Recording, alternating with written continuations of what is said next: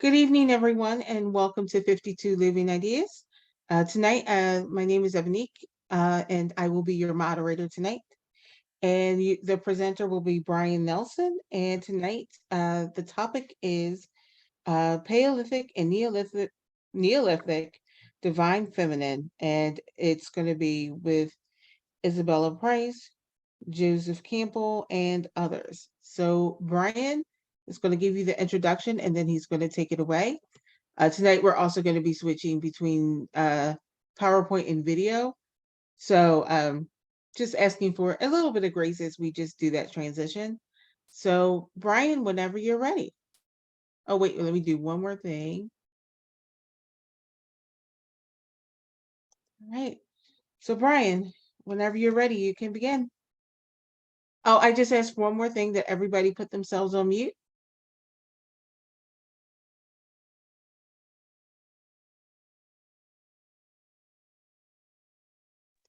Okay. Yep, all yours. All right. Thank you to everyone who's joined us. This is a topic that has fascinated me since well,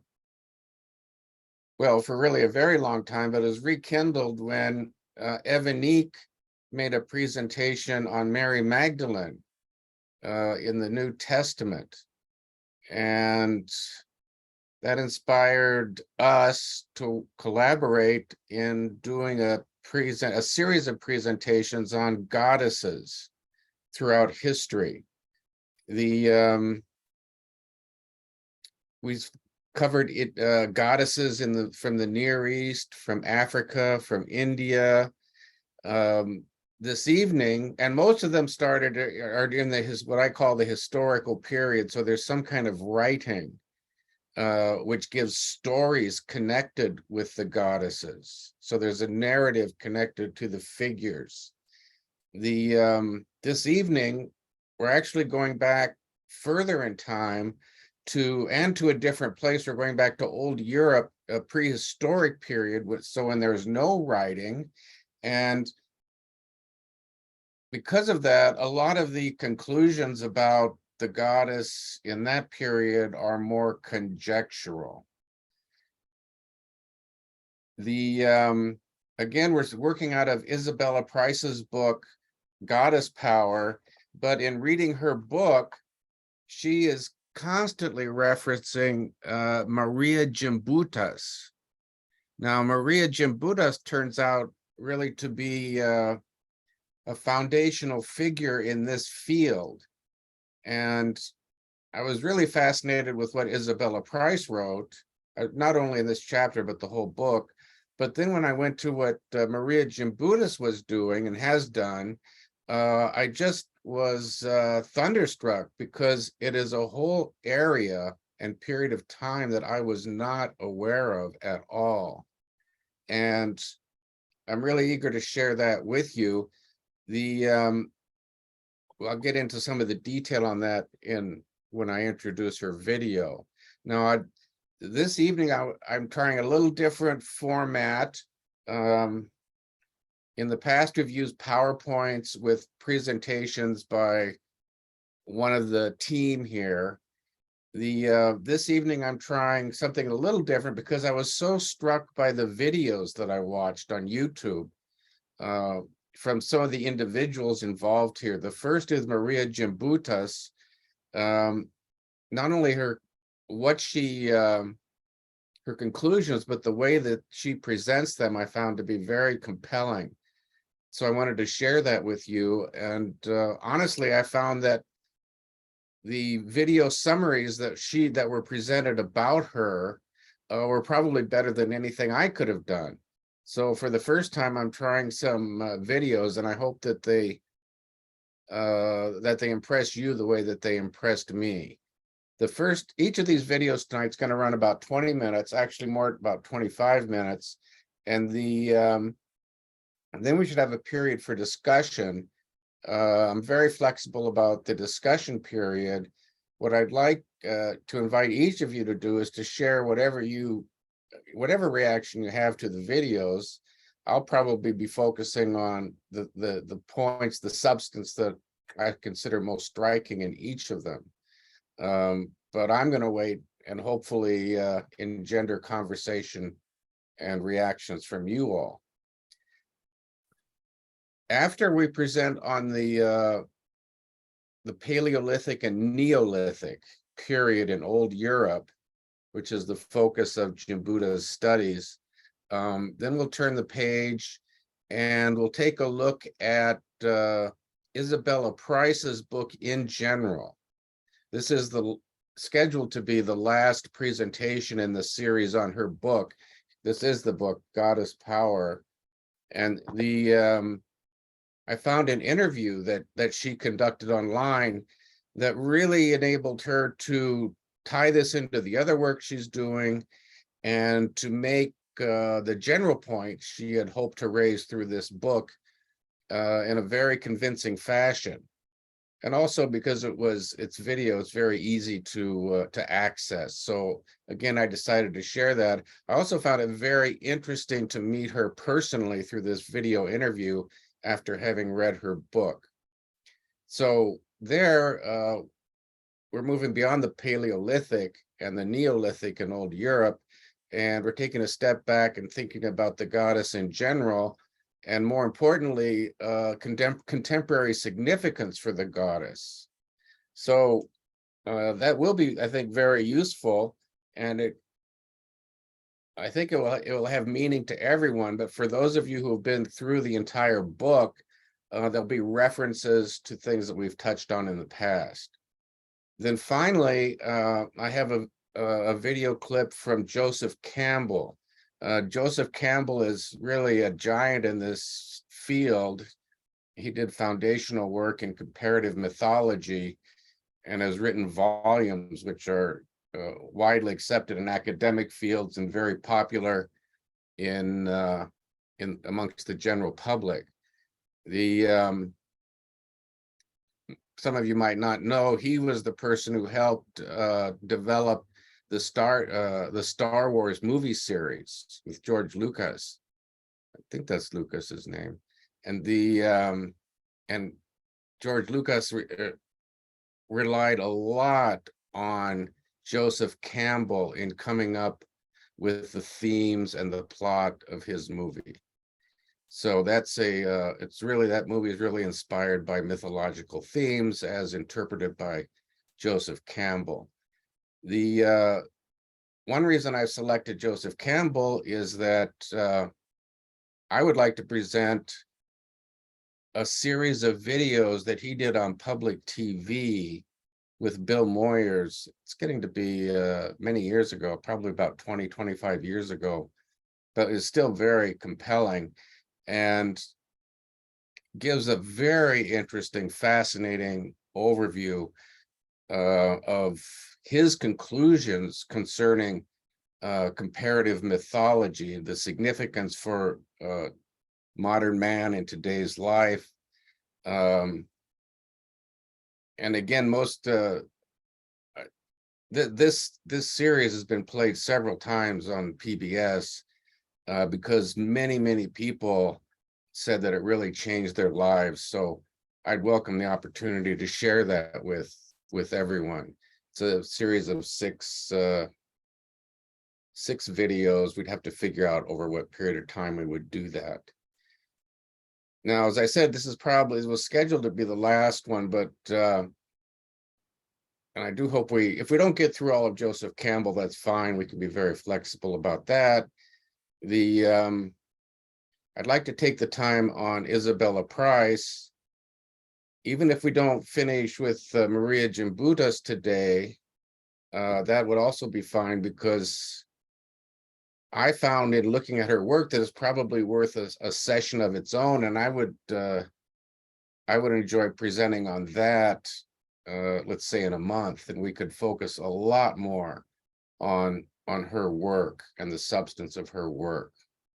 The video you're going to see here is really written to commemorate and to honor her work in this area. The very high production value. It signals the importance that she's had in this field. the conclusion, the substance of it's rather conclusory. It's it doesn't get, you don't get a lot of the factual background. You get examples of some of the factual background that she used in reaching this conclusion. But again, I found it's really very, very interesting. So I thought we might start out with that as a way of dealing with the Paleolithic and Neolithic images of the goddess. So with that, let me go through briefly here the my PowerPoint introduction. See if I can get that going. All right. This is my first time trying to do this. So how do I get back to the first of my here? How do I get back to the very first? Oh, here. Okay, Okay, you I can got go it. ahead and share. You got it? Yeah. Can you all see my screen or not yet? You got to share it again. All right. Uh,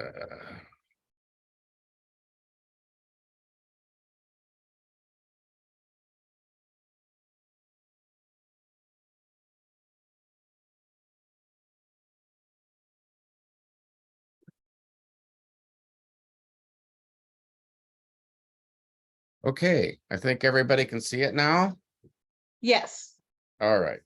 So I've already given you the general outline I hope to cover this evening. It's intentionally a rather brief treatment of the Paleolithic and Neolithic so we can get into these other topics. And again, I've already given you the general outline as mentioned here in this slide. First, we're going to do Marija Gimbutas, as mentioned here in this video, then Isabella Price, and finally Joseph Campbell, who also talks about the goddess. This is the episode of that PBS series where he talks about the goddess. I don't give all of that series or all of that episode, but a good part of it. And again, my hope is we'll have presentation, the video presentation, and then some good discussion, especially on Gimbutas and Isabella Price. And then with the time left, we'll delve into Joseph Campbell. So Marija Gimbutas discovered, or some say discovered, and some people say defined both Old Europe and the goddess there. Her work was inspired by her youth in Lithuania, where she was introduced to goddess traditions. And I'll just pause here and say that there's some history behind that as well, because Lithuania, these Baltic states up by St. Petersburg, were all considered, heathen and pagan at the time of the Crusades. And the Crusades that are well known are the Crusades that were conducted towards Jerusalem and into the Middle East. There were other set of Crusades that were conducted into the Baltic states by the Germanic Knights. They're called the Teutonic Knights. And they swept through that area and kind of brought Catholicism and Christianity to these heathens. In fact, they kind of stamped out the goddess there, but the goddess has survived, and some of those traditions are still there in Lithuania. And they were very they impressed Marija at a young age, and so she continued to pursue that interest in her studies. She emigrated first to Germany and then to the United States, where she became a professor in archaeology at UCLA, and again wrote these rather wide-ranging, groundbreaking books. So first, let me define what is Old Europe as she uses it. It's and I'm doing this partly because these are terms that are thrown around in the video. The video is not presented. It's a very well done video, but it's not presented in any particular order, I'd have to say, chronologically. And so sometimes you'll hear reference to Paleolithic, sometimes Neolithic, and it's good to know generally what's being talked about. The Paleolithic in Old Europe is, at least as used in this video, is 23,000 BC to 8 to 7,000 BC. And this is when the people in old Europe were hunter-gatherers. Socially, they were organized in families, clans, and tribes, and the material culture, at least for our purposes today, expressed itself primarily in cave paintings. The Neolithic period started at, again, in old Europe, that's when agriculture started, in 8 to 7,000 BC and ran to about 3,500 BC. And that's when the hunter-gatherers switched over to planting and herding. Now, it obviously didn't happen all at once, and it was never done in its entirety. Hunting and gathering still continued, but there was an evolution in this direction, starting at 7 to 8,000 BC. And it ended about 3,500 with the copper, as we started to move into the Copper Age. The families, clans, and tribes that were moving around a bit more nomadically settled down into villages, and the material culture was weaving clay pots and figurines. This is important because there's no writing. This is all prehistoric. And so to try to understand the goddess in this period of time, it necessarily involves conjecture. There's no narratives associated with the figurines, but it is interesting to note that there are figurines, because the figurines really have no practical purpose. They seem to be symbolic in some way. So they really invite some sort of conjecture and conclusions regarding the status and image of the goddess in these very early periods. One thing that struck me about the work of Marija Gimbutas, is it's a completely different area. The other work that the other goddesses presented by Isabella Price were in India, the Middle East, and Africa. This is the first time now that we're touching on Europe. The other thing that strikes me is this is very old material. The very first goddess we touched on in the Middle East was Inanna, the Sumerian goddess, and she's attested starting at about, maybe the earliest would be 4,000 BC, but certainly about 3,500, with figurines, temples, and writings. And so the writings and the narratives associated with Inanna and other goddesses at that time really help us understand the status and role of the goddess. Again, we need to, I think, appreciate the fact that when we go back further in time, we don't have those narratives, and there's more, the conclusions are more general and more conjectural. So what is the place of Old Europe? This is also very interesting. The place of Old Europe is the area east of the Black Sea. It's river valleys, coastal plains, the Piedmont, and foothills in that area. It's roughly, I'm tempted to say it's roughly the valley and the areas surrounding the Danube, because the Danube is the most important river there, but that's not the only river. There are other rivers that flow into the Black Sea, the eastern side of the Black Sea, and those were also places where this culture grew. So the current political geography that we're talking about is eastern Ukraine, sorry, that should be Western Ukraine, Moldova, Romania, Bulgaria, Hungary, and then also further south, Macedonia, Serbia, Greece, basically the Balkan states, and southern Italy and Hungary.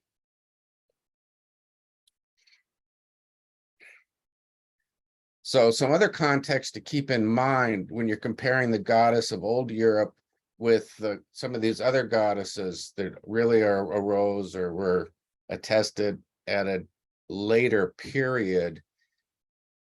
The goddess seems to have been a part of a home-based religion and a nature-oriented religion.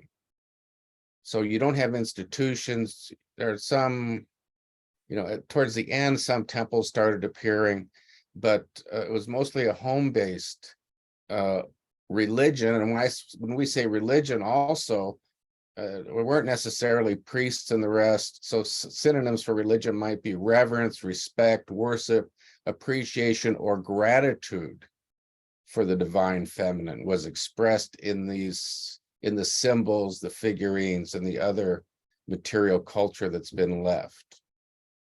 I've also mentioned already, this was before writing, so we need to bring a different mindset to appreciating the work here. An important difference between this area of the world, and you'll see this in some of the photographs of the landscape here, it's much more fertile than the Middle East. For that reason, no irrigation was needed to develop rather intensive agriculture. And also there were fewer major public works needed, like building city walls. So when we're looking at this period, I don't talk a lot about this, but we're not talking about cities with monumental buildings, extensive hierarchies in the political and religious area, no big institutions. They are large villages, but they happen to have been the largest agglomerations in the world at that time. They've identified, the sites and the individual houses that were there in those places, and the largest village had 15,000 people, which was the largest agglomeration in the world at that time. So with that context, I think we can go ahead now and watch the video on Marija Gimbutas. Okay, Brian, you can stop sharing for me, please. Okay. All right, I'll cue that up now.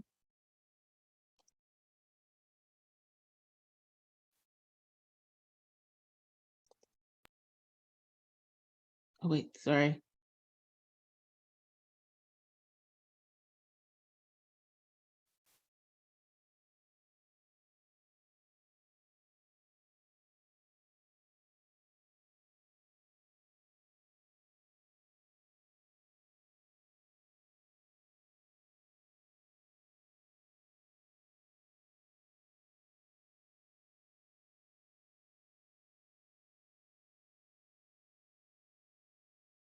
All right, can everybody see my screen? Yes. All right, I'm gonna start playing.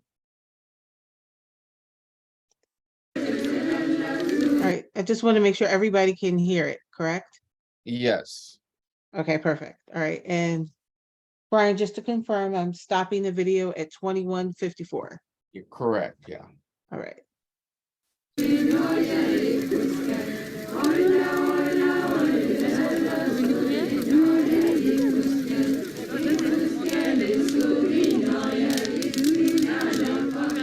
What does the dance mean to the dancers? How do we measure the beliefs that set those feet in motion?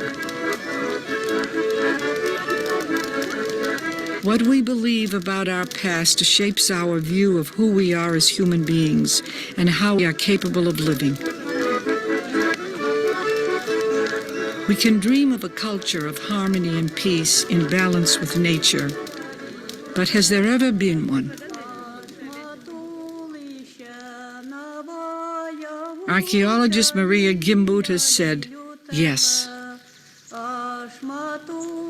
She told a new origin story, that at the very beginning of Western civilization lay cultures that were long-lasting and peaceful. Marija Gimbutas was born in Lithuania, a land tucked away in northeast Europe, where remnants of an ancient world still linger,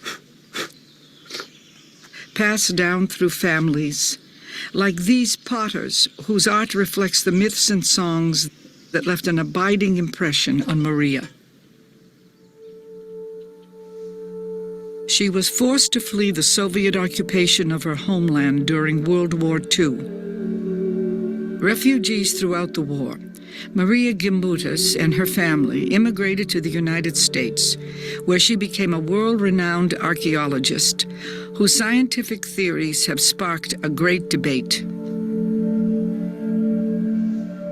Her theories are deep and complex,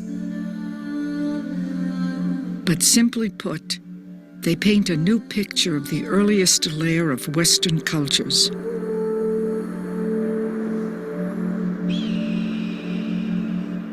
Long before written history began in Sumer in Egypt, settlements in the forest clearings and riverbanks of Southeast Europe achieved a high level of culture and art.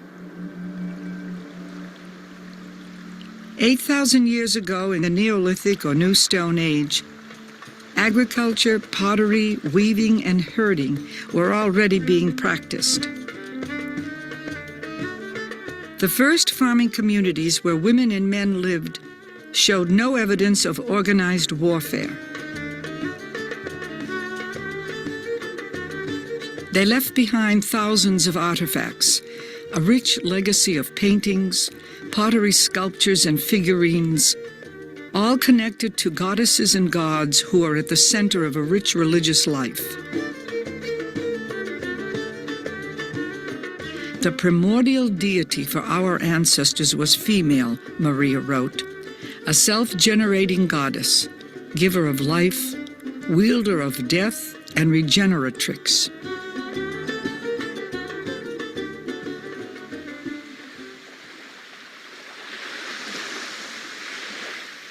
She was the unity of all life in nature.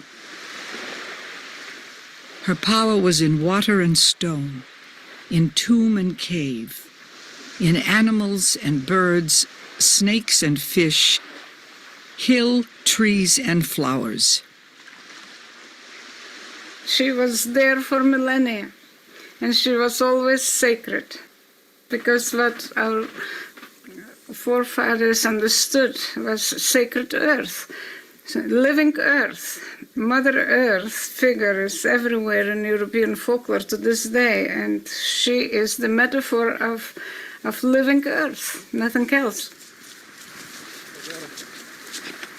I saw with my own eyes in these rather primitive corners of Lithuania when not only women, but also men were kissing earth in the morning. Also, the belief that Mother Earth is a lawgiver. You cannot deceive Earth. You must respect Earth, especially in the spring when she is pregnant. You cannot beat her. That was alive.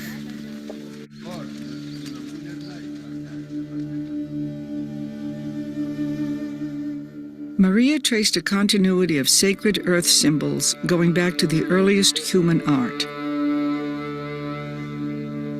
The Old Stone Age, with their vibrant images of animals and female forms. The Paleolithic goddess was the creatrix. Her body parts like breasts, belly, buttocks, vulva, are the procreative parts of the body. And this shows that she is the creatrix. So I can speak in detail about the functions of the goddess, about the existence even not of one great goddess or great mother goddess, but about many types of goddesses.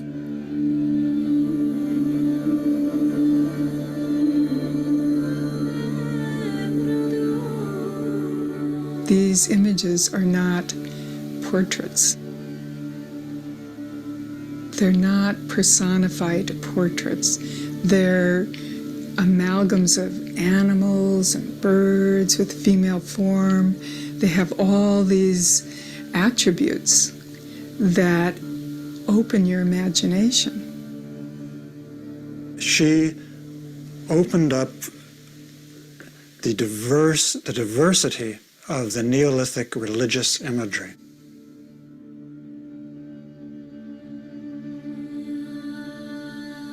It's our language from 10,000 years ago.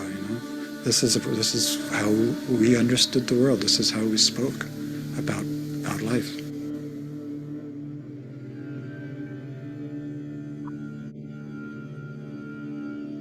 And if you don't like the term goddess because it comes out of classical Greek culture as a term or whatever, it's okay. But what this represents as part of our spiritual tradition of who we are is probably as old as human evolution.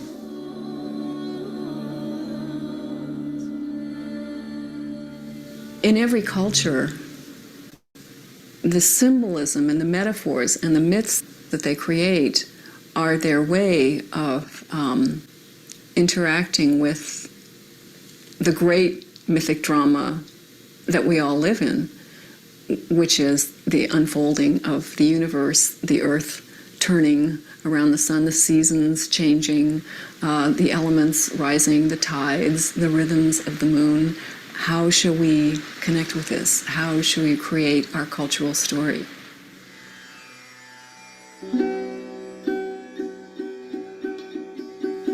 But she knew that the symbol system was central to the meaning of people's lives in these cultures.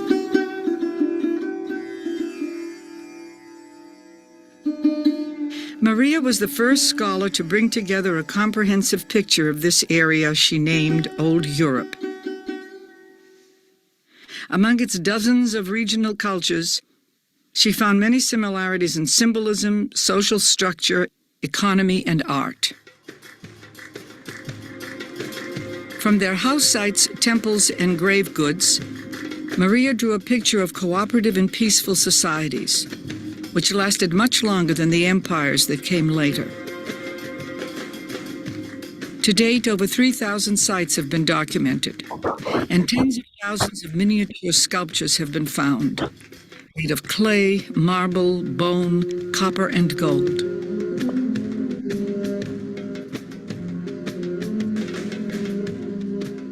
I started excavations in 1967, continued to about 1980, and excavated in 4 places, mainly in Yugoslavia, Greece, Italy. All these excavations were important for my personal research because at that time I was discovering figurines myself. I discovered at least 500 sculptures.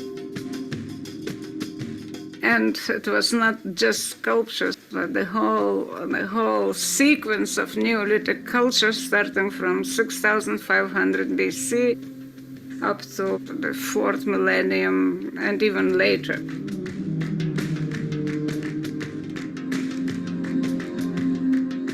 From the excavations, I was learning what I was reading in the books, and then I could prove by spade.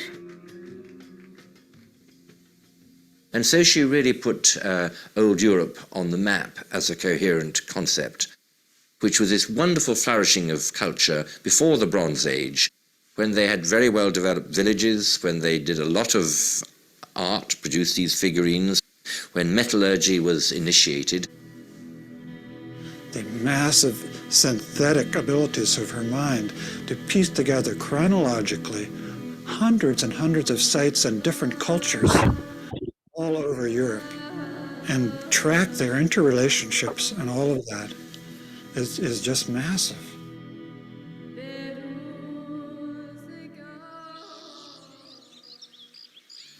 She's pointing out a whole time here, and it's a time where everyone's roughly equal in rank.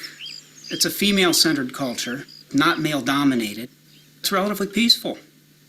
People can live like that and still maintain a large village and an elaborate culture. Some of the Lake Kukateni things those villages had 15,000 people living in them.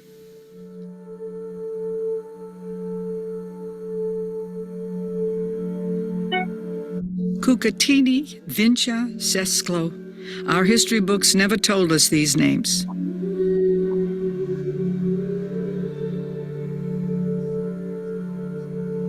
Perhaps because without kings, warfare, and conquest, they don't fit the classic definition of civilization. can clearly make a statement. Old Europe is a peaceful culture without weapons. And the whole archaeological record, starting from the Paleolithic times, from the cave art, there are no scenes of people fighting each other, no groups of people fighting each other, no single people. Before what we think of as civilization, I was like everybody else. Civilization begins at Sumer, and it's always been warfare, and it's always been weapons, and it's always been kings and rulers, and somehow before that we were killer apes. It was like straight from the killer apes to the killer guys, and which is a very depressing view of history. And so someone who tells us that there were civilizations that could be peaceful, this is very threatening to everything we've been taught. And it's not only threatening to the power of man in our society, but to the way in which we've accepted that militarism is necessary, that the way to resolve conflict, the only way is to have a standing army. So she's really asking us, is the way we're living the best way to live? At first I thought, this is all fantasy. I could not imagine a time that was free from war. But after a lot of denial, and I began to carefully consider what she had written and examine her works more carefully, and it was like a deeply religious experience. To be swept out of one world and to be drawn into a much vaster and deeper sense of the universe. She's describing a world in which people were very connected. They were connected to the life process. They were connected to the seasonal cycle. They were connected to the understanding that the sacred is in the earth.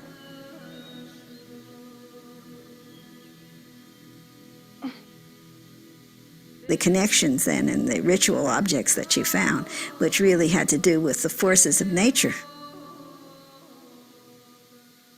It isn't that nature and culture are separate, but that nature is part of culture, or culture is part of nature. And this is part of certainly the evidence from the Neolithic, what she calls Old Europe.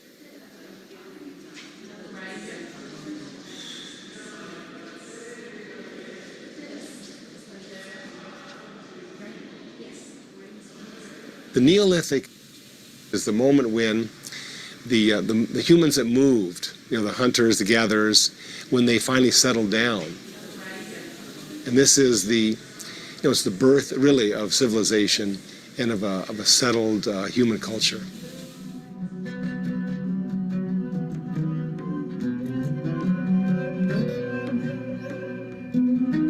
Civilization exists when people can pursue the arts, pottery making, singing, dancing. We have evidence of all of this from the earliest Neolithic throughout Old Europe.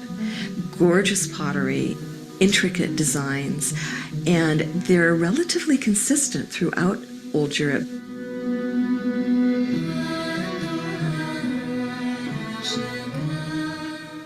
Marija's belief, which I happen to agree with, is that this artistic aesthetic was interwoven with their religious beliefs.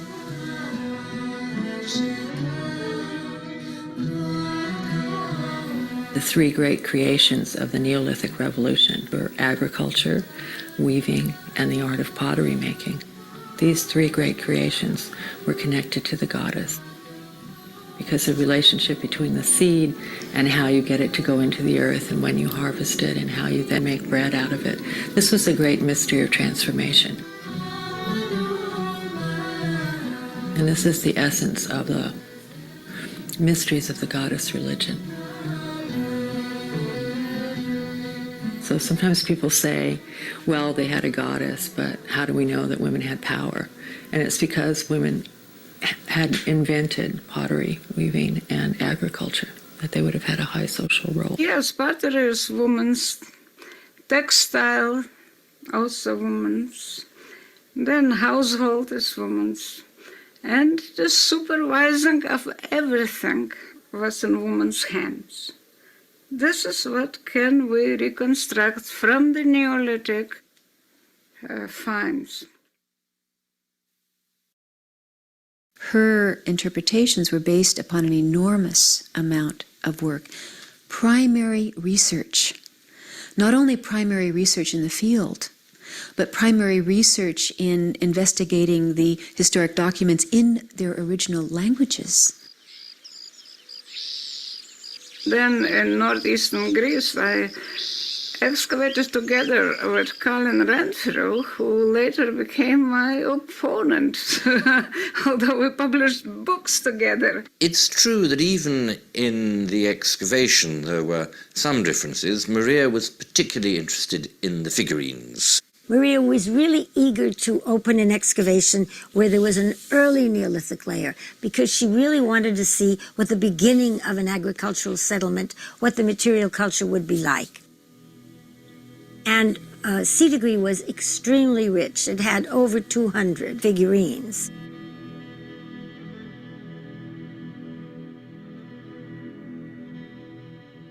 In the very beginning, it was still not very clear to me what are these figurines, why there are so many.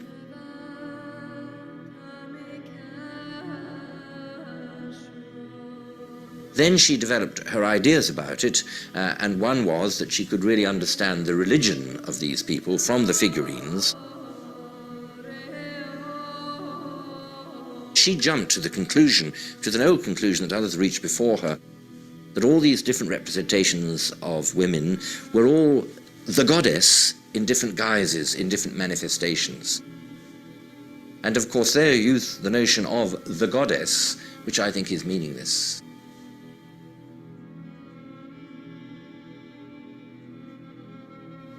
Now, once you get on that, once you insist every time you see a figurine of a woman, you say, well, it's the goddess. And if you point out it's very different from that one, well, it's a goddess under a different manifestation.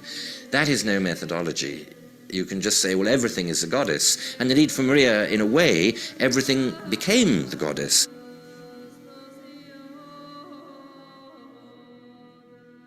Early religion to Marija was not about sacred texts or dogmas, but about the great creative powers embodied in the natural world, the interwoven patterns that tie the universe together: birth, growth, death, and regeneration.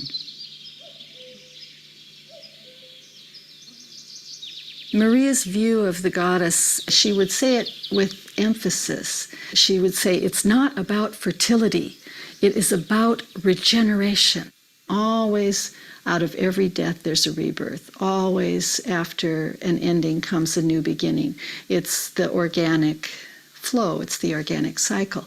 So that's what she was talking about. What Marija really did, and I believe this absolutely, whether I go along with all of her ideas or not, she set the agenda. She started to write about the figurines when there were two other people who had written about the figurines. And nobody was writing about the figurines because they didn't know what to say. And she wrote about them, and she said all these things, and for a while there were very few reviews because the reviewers didn't know what to say. But she set the agenda, and it's caused all this scholarship, and she loved that. She absolutely loved that. You have to remember that all historians of religion don't know very much about the deep religious past, and that much of what historians are talking about as the history of their own religions in the deep past is a great deal of conjecture. So why not have these sets of conjectures for us to think about? She had folk ideas about religion and not just theologians' views or historians' views of what was important. She had common people's views. And in the common people's view, the small figurines, the small statues, the presence of divinities in daily life is much more prominent. But our scholars don't even know how to think about that.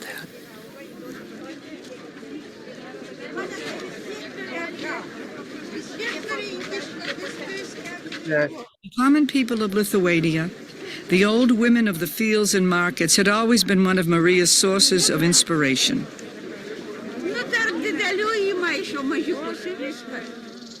In the homes of country people, with their pottery, weavings, and carvings, Marija in her youth had seen many of the patterns and designs she would later find in the artifacts of old Europe.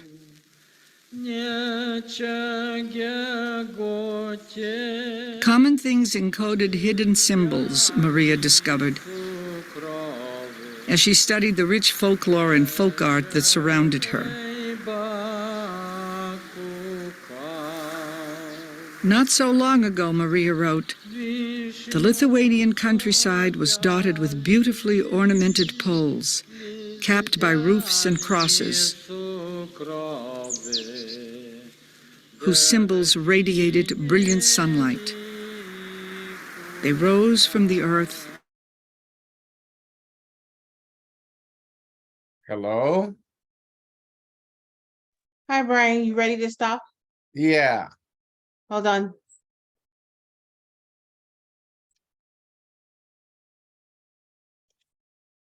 All right.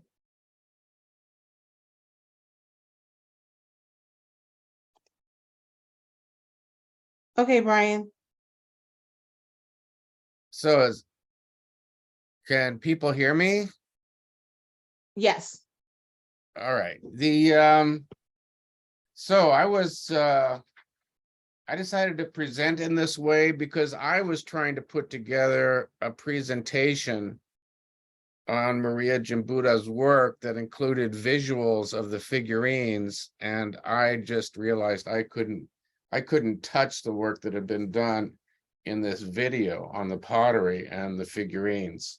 Plus, I found all of the tremendous production value in this video, very well done, and all the experts that were collected, I thought would be give more food for thought than anything I might say. So I just want to throw it open in the first instance for people's reactions. I would maybe people who've, everybody is welcome to chime in. The one I'll give a first reaction, and that is that this reading this chapter in the book and then studying Marija Gimbutas' work just blew me away, because I knew nothing about this era, and it predates by so much the work that or the other goddesses that evolved in history, starting with written history. And the continuity that's established between these goddesses and some of the goddesses that were written about in history is striking, and especially the themes that that Marija identified, and I think with good reason, in her work, and then the themes that were picked up in the narratives about the goddesses when we started having written records. So does anybody else have any reactions? Did this strike you or touch you in any way? So if anybody has any questions or comments at this time, you can type exclamation point in the chat or raise your hand in Zoom. While people are queuing up, I'll start. I thought the video was very informative and educational. I think the common themes that I noticed throughout this whole series that we've been doing, and it was just beautiful to see it in visual form, was, the female form being seen as the start of creation and also of regeneration. And I think that's something new, that, looking at the female aspect of goddess of worshiping the supreme being, to me, I think it just shows like the part that the female plays in regeneration as well as in creation. And especially in the beginning of the film, it shows how males are a part of that as well, as helping to cultivate the land, and also helping to keep the land. So I think there's like that great balance.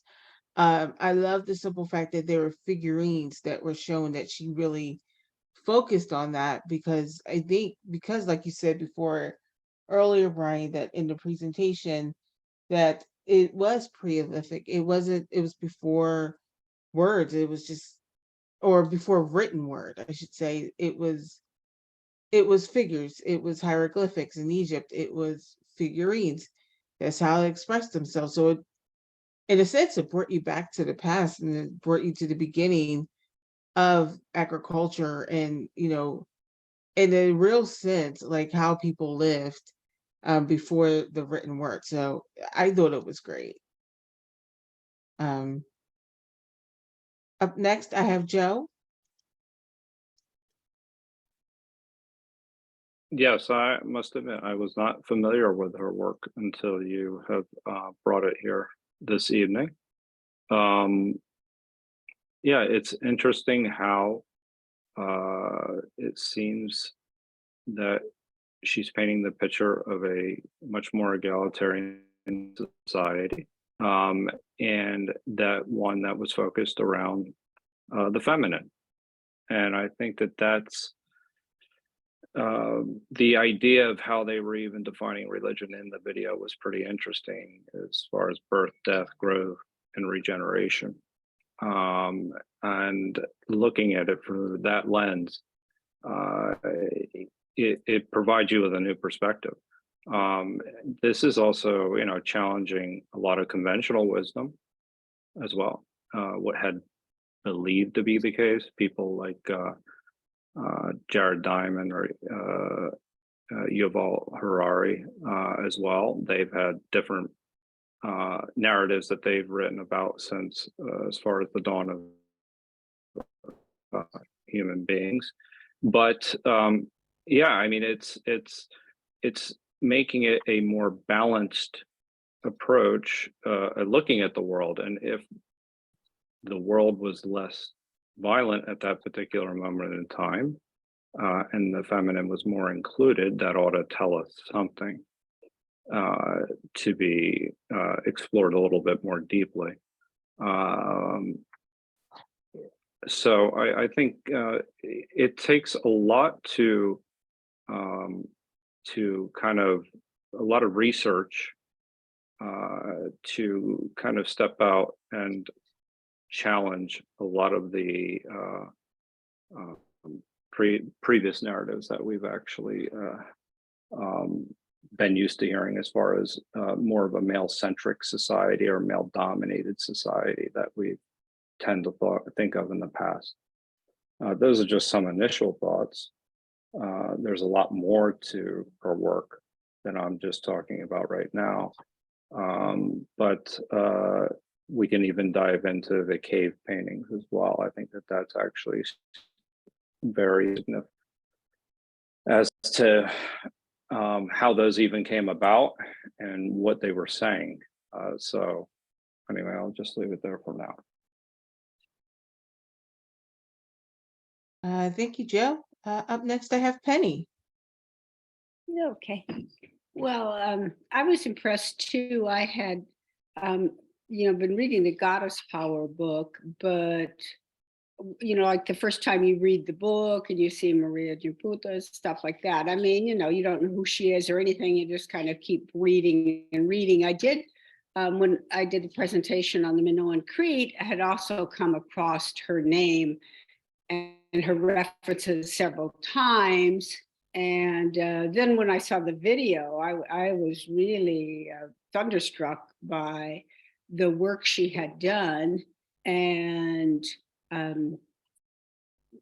her way of looking at it, because she had studied the folk culture in Lithuania and other places a lot first, and then she began to look at the more Neolithic and Paleolithic, and she tried to she looked at them and she studied them, and she took a long time trying to kind of tie it together, like the idea that this isn't something that was just in the past and has no remnant in current society.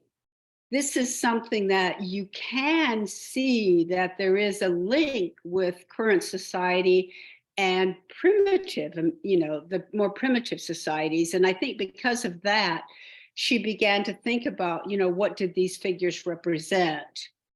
And even like the images that they say in the video, you know, that she had seen a lot of the same images on pottery in Lithuania that she was seeing in these, you know, the Neolithic pottery and stuff. So, and I also was kind of struck because I remember I had studied Spanish in college, and you know, studying like the a lot of the native populations. Nobody believed anything that they said in their oral traditions because it wasn't written down, because they were societies that hadn't developed writing yet, but they had oral traditions and histories about what had happened with their tribes. And people simply dismissed it. The, you know, the historians, the Spanish that were there, because it wasn't written down. So they felt like it had no validity. And I think that she was kind of coming to this, that, okay, it's not in writing, but this is clearly an expression. This is something that is telling us something. This is something that is eloquent. This is something we can learn from. It's not just that we can learn things from things that are written. This also is telling us something. And I think that I was really struck how, you know, looking at all these different civilizations and looking at the continuity, how she really came up with an idea of, which seems to make a lot of sense, because, you know, like the things like the spirals and the different symbols you see on the pottery and stuff. I mean, you've seen them in, you know, Native American Indian works, and you've seen them in works from Europe and all different places, those same symbols. And that this actually had a meaning, that this isn't just like, oh, we're going to make a geometric shape on it, you know, that they really had meaning. So I was very impressed with it, and with what she had done, and you know, kind of maybe not totally surprised, but a little bit shocked at the fact that a lot of the people who are studying, you know, the archaeologists and stuff, just totally dismissed what she said, basically, because more or less like, well, it wasn't in writing. So, you know, what does she know about what was going on? Where she was really immersing herself in the cultures and trying to kind of immerse herself and see what were they saying. And, you know, like if you find one or two figurines, I mean, probably not saying that much, but I mean, there's thousands of these figurines around. So, I mean, clearly people were saying something, they're expressing something and making all of these things. So that's all I had to say. Thank you, Penny. Up next, I have Joe. I'll just say briefly, one of the things that was highlighted was the relationship between the feminine and nature, which I thought was significant, and that we've kind of seen that as a running theme throughout this series. That and the idea of rebirth we've seen continuously as well, with, you know, the story of Isis, and the story of even the Virgin Mary, and there were other goddesses as well that I forget the African goddess off the top of my head. Anyway, that we covered. But the idea of rebirth and our relationship to nature, I think, were two things that were important. The other is what you're starting to see throughout this book and this series is the role of the feminine and mythos culture, Oshun, Ivanik, and that even from what I remember about the Joseph Campbell series, there did seem to be even a male-centric approach mostly.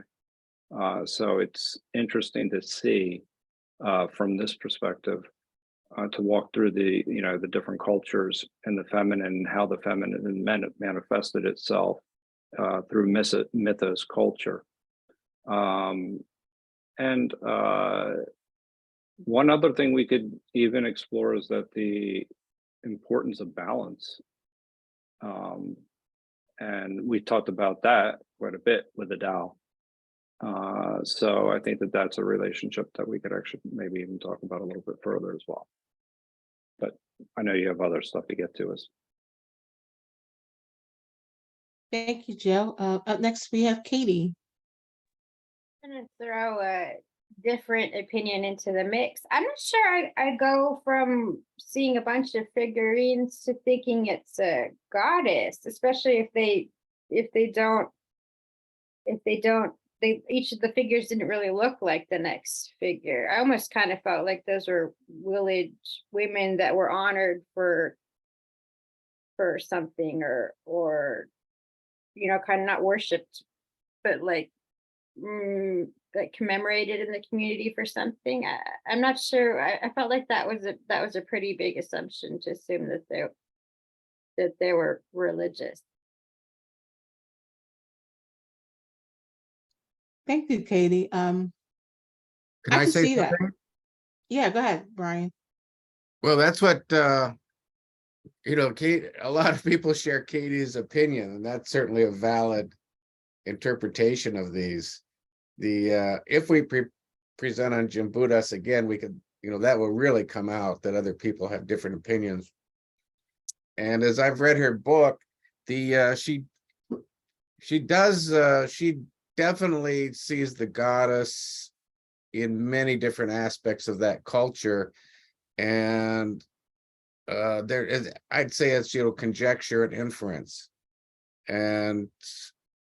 But she doesn't necessarily present it that way. She's not given to stating that this is my opinion or it might be. When you read her book, she says it is this and it is that, and typically it is the goddess. So I think Katie's point is very well taken.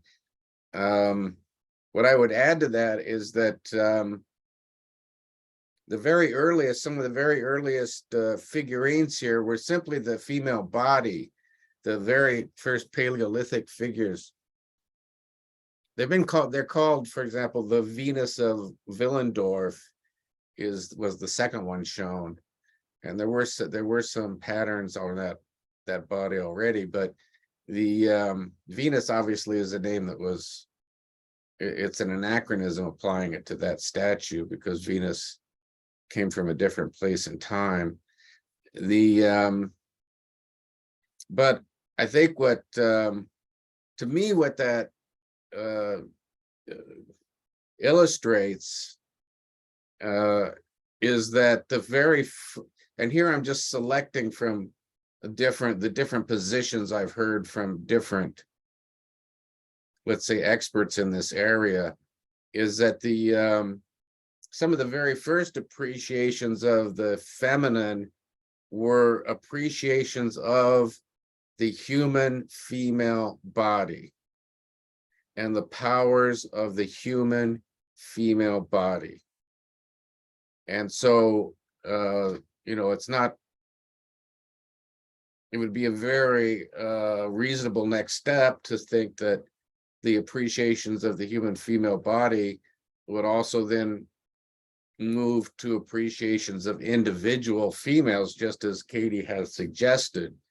But I think and we can even talk about what does it mean to be religious? And what I put out in the very early part was just to be grateful, to respect, to remember, to appreciate.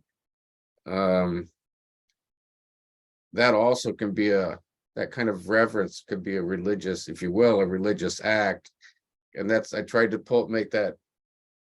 start making a bit of that distinction at the beginning, because I would agree that a lot of these figurines are not, quote, religious in any kind of an organizational manner.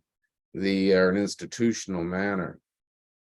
But I think they do they're not lifelike representations. Somebody did take the time to honor this form in the female body with these forms in that way.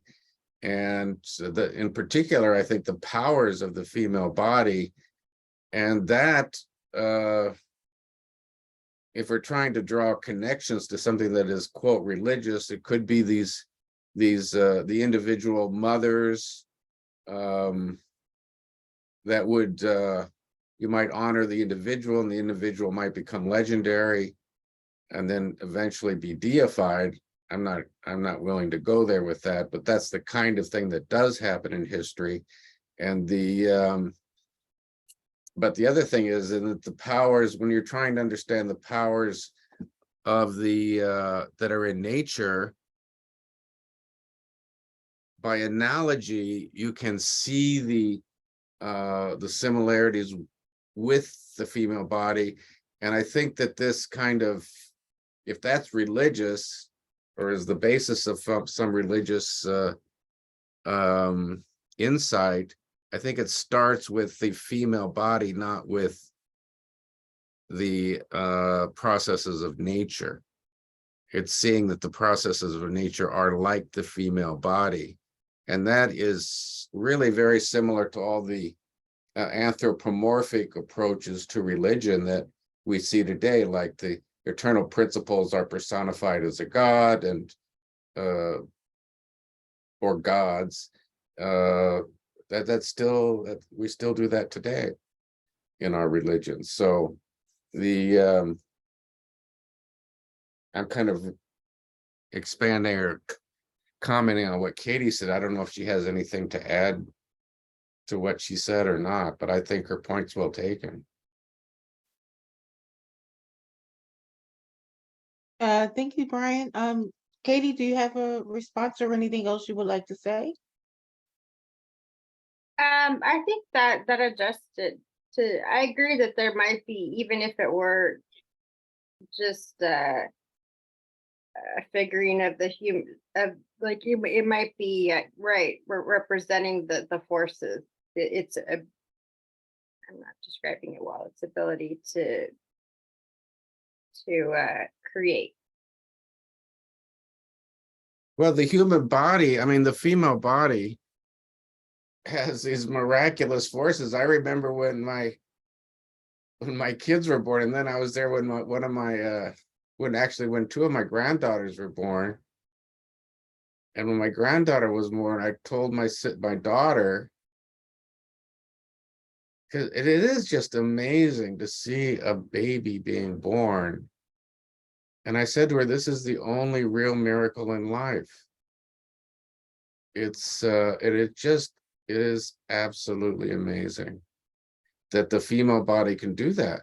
And so I don't know, it just strikes me that the appreciation of the female body and the power of the female human to give birth can be the source of many things that people now consider to be religious, but in its infancy would not be considered religious as we understand it today.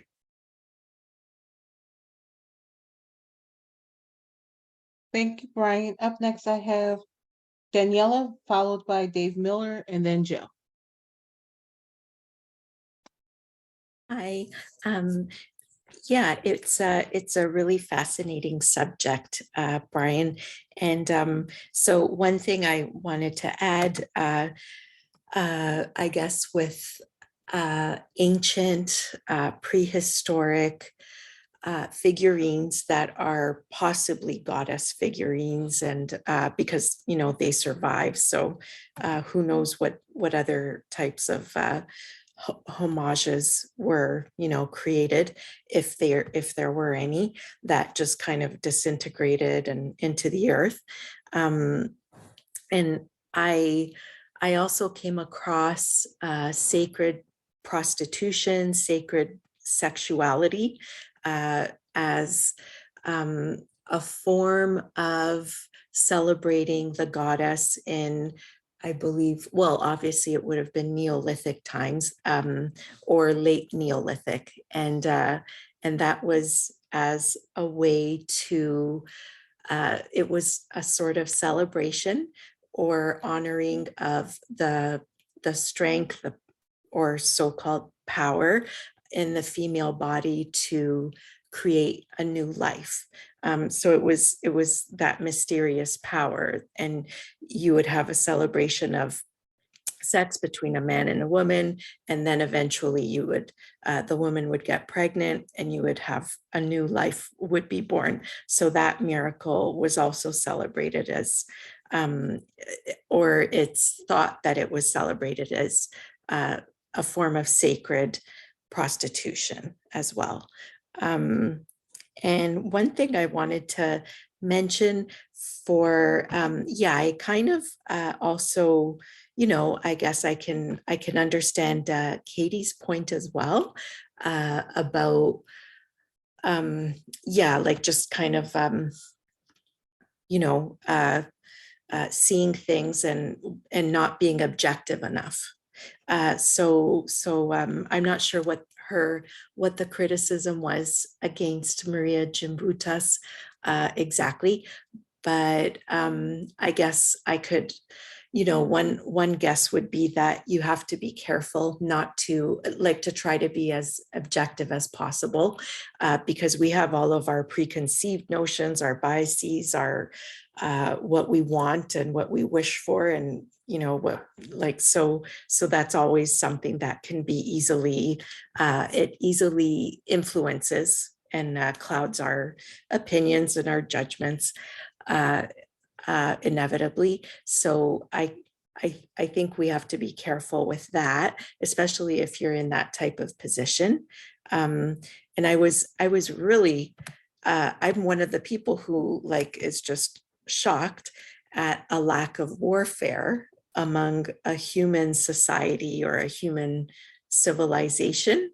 It's probably a really early civilization, but I would be shocked if there was no warfare. And it kind of makes me incredulous, and it makes me think, well, I think I would want to, you know, look into that first before I buy into that, because I'm not sure, is that actually true? Was that kind of more wishful thinking? So I just find it very hard to believe, and it makes me just think that I think I would need to, you know, check some resources before I, you know, accept that, because it's so, I don't know, it's so surprising. Thank you, Daniela. Up next, I have David, followed by Bill and Joe. Yes, there's one, from our viewpoint, horrific downside to that identification of nature with the female body. And that is in terms of fertility and the connection with fertility and blood. And this was projected, well, this is claimed by some, I don't know to what degree it's conjecture, speculation on the part of some of the researchers, but that whole connection was then projected onto nature. And in order to make nature, your crops, fertile, you needed blood. Hence, the human sacrifice. I think the Incas was given as one example of what I've just said being an explanation of how come. So it's one horrific possible downside to this identification, that between fertility and blood being projected onto nature. So nature needed blood unfortunately, human blood, to become fertile. So now, to what degree that's, the researchers have evidence to back up that assertion, I don't know, but it was seen as a major stumbling block. Well, a stumbling block, what for? I mean, for making out that it was such an ideal, wonderful, primordial society, which had no downsides, just as Daniela was pointing out, like no warfare, etc. So here was one possible downside to what we're discussing. Thank you. Thank you, David. Up next, I have Bill, followed by Joe. Thanks for calling on me. Let me put my hand down. Okay. So I want to pick up on the exchange between Katie and Brian from maybe 5 to 10 minutes ago. And on the question of whether these figurines are goddesses or goddess or human. And I want to start with that notion that from the archaeologist, the UCL archaeologist, that the existence of these figurines is expressing something. It's telling us something. The question is, what is it telling us? And it seems to me that the first step in answering that question in a way that produces kind of valid inferences or high probability valid inferences rather than low probability valid inferences is to make assumptions that are as safe as possible and as few as possible. And so the starting assumption I would make that seems safe is that they were created because people were motivated to create them. Assumption number 2, they were motivated to create them because creating them brought people something that they valued as good rather than something they wanted to avoid as bad. The third assumption would be that what they gained, the good thing they gained, was either something from the physical world that they thought was good, or something from the internal psychological world that, like good feelings or something, that felt good, or some combination of the two, something, both brought them a combination of good things from the physical world or good things from the internal psychological world, like either emotions or expectations of a good harvest next year or something like that. And so it seems to me these assumptions are pretty safe. It's hard to imagine that the opposite assumptions are more likely than the ones I've made. The opposite assumptions being no motivation or motivated by some bad effect that they felt was bad, like if they made the figurines, bad things would happen that they didn't like. So these 3 assumptions seem pretty safe. And if these assumptions are valid, then it just raises some really interesting questions. Like, why were the figurines all women and not men? Or mostly women and few men? And then the next question is, what was it that female figurines were thought to bring that would be good? And was it something that comes from human females? And was that one reason why the gods that were created by that society or later societies were female? So I'm just making assumptions and posing questions to try to get at the UCLA archaeologist question of what are these figurines telling us? And it seems to me you've got to make assumptions to figure out what they're telling us. The question is, can you make the safest possible assumptions? I've given you a sketch of what that would look like. And if those assumptions are safe enough to be regarded as you can bank on them, then they raise the questions that I've asked, and maybe some other questions as well. So thanks for listening. I'll pass. Thank you, Bill. Something I just wanted to add to that is when you were talking about assumptions, I think, I'm gonna like put the premise that your assumptions are correct, and that they were.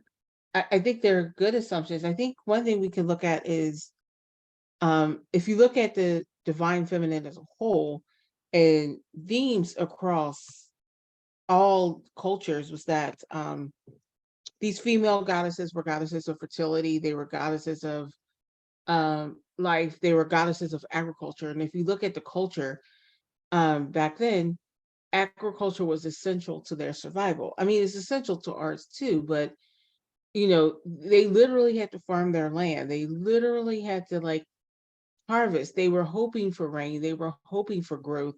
They were praying for growth. So I think going off, just adding to that assumption is that if you look at the culture and that, agriculture and, harvesting and growth was needed for survival, then maybe the female figure was seen as that. Now, were they seen as goddesses? I don't know, but one can assume if you look at the series as a whole, it's not as far-fetched of an assumption. However, I would say that, I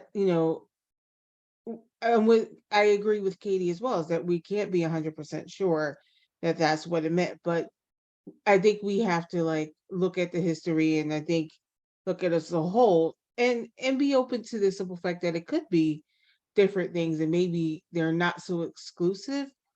Maybe these figurines were created to respect the female body, to respect the feminine energy, so that so as it were, or or to show respect. And maybe those two aren't mutually exclusive, or they could both be true. So just wanted to add that in. Up next, I have Joe, who's been waiting patiently, followed by Daniela.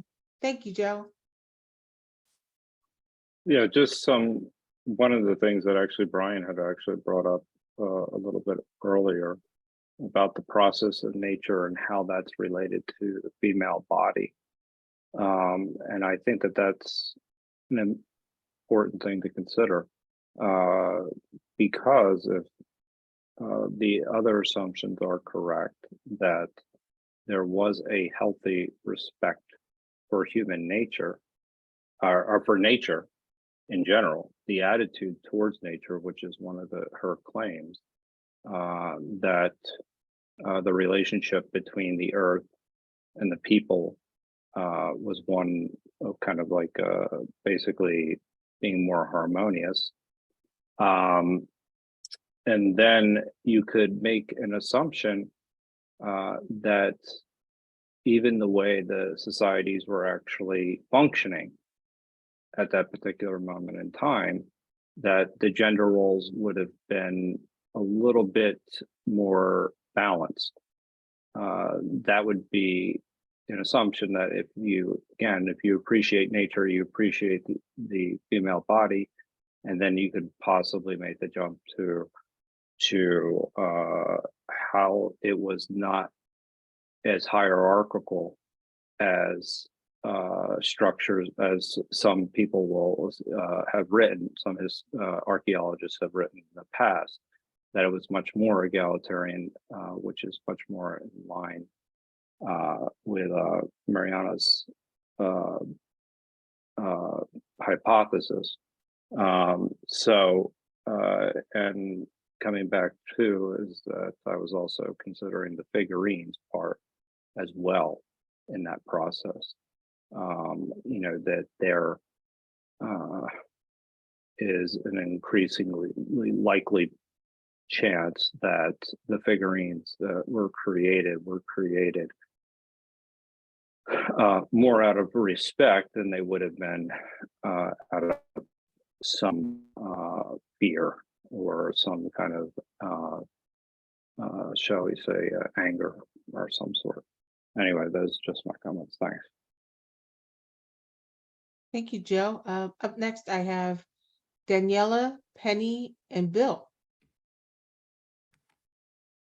I just wanted to add with in the inference that the figurines might be goddess related, spirituality related, or reverent types of figurines, not of humans.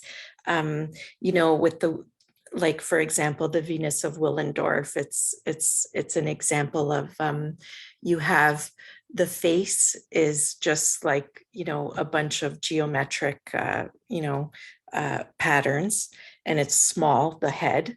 And then you have these tiny little skinny arms. You have the exaggerated breasts and the exaggerated belly, and the exaggerated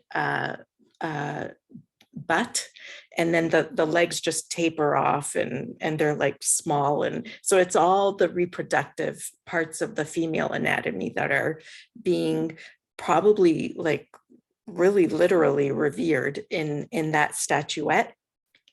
And they just put some geometric, patterns as the whole head. They don't even bother with like a face.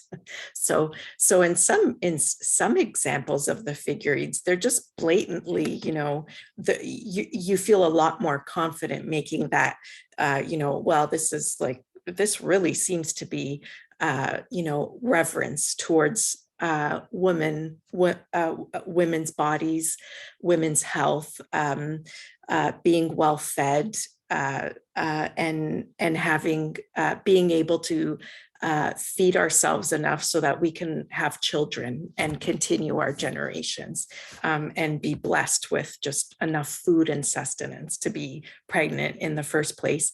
And it is small. I ordered it from the museum directly, and it's affordable.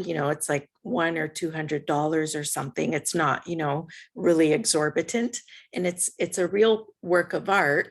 But they give you a copy, a reproduction of it, and because it's so small, it's affordable, and it fits in the palm of your hand. And with that being so small, that was around, like 15 to 25,000 years ago. It was like, it wasn't really at the time of civilization and Neolithic yet. So you would need things that you just have to be able to very easily carry around. You can't have a big giant statue of, whatever you're revering in that tribe or in that part of the world. So even the sizes, like, it's just, it fits a nomadic kind of lifestyle too. But yeah, I just wanted to bring those up. Thank you, Daniela. Up next, I have Penny, followed by Bill.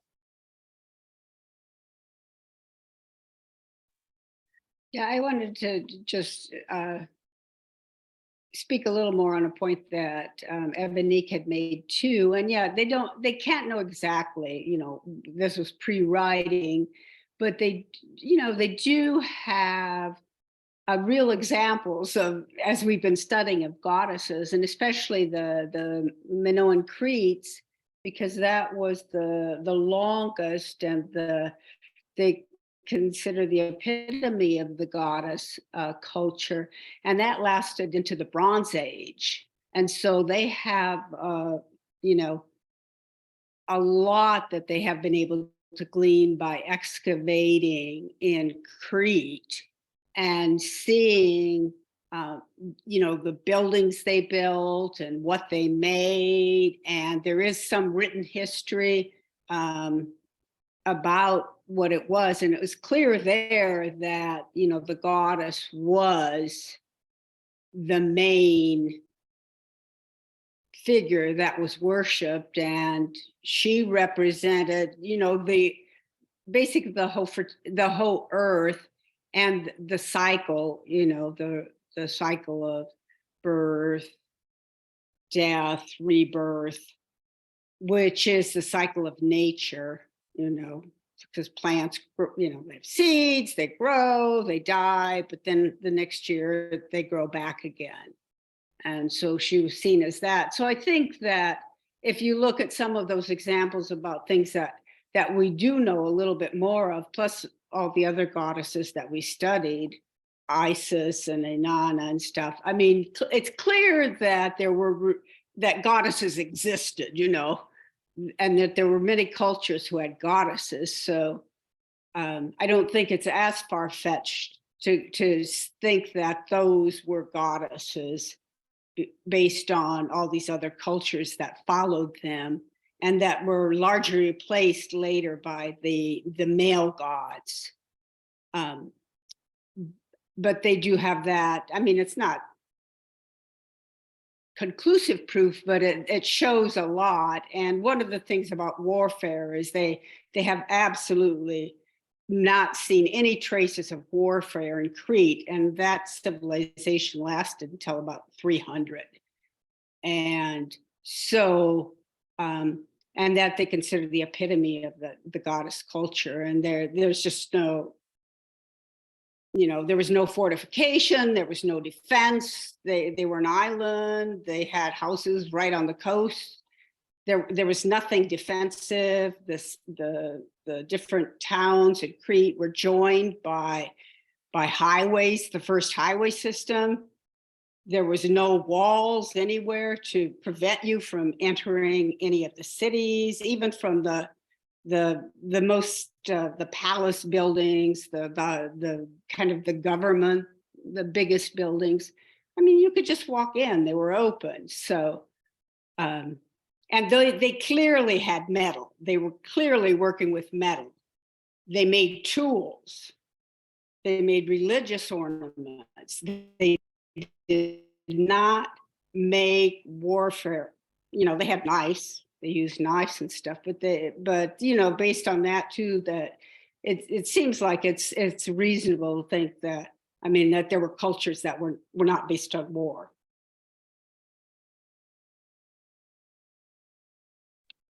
Thank you, Penny. I think that's a very good explanation on warfare and like cultures not being based on war. And there are, even if you look at like certain Native American tribes, they were not based on war. But there was others that were, so I think it's both. But definitely there were societies that were not based in war. So I think that's a very good point. Up next, I have Bill.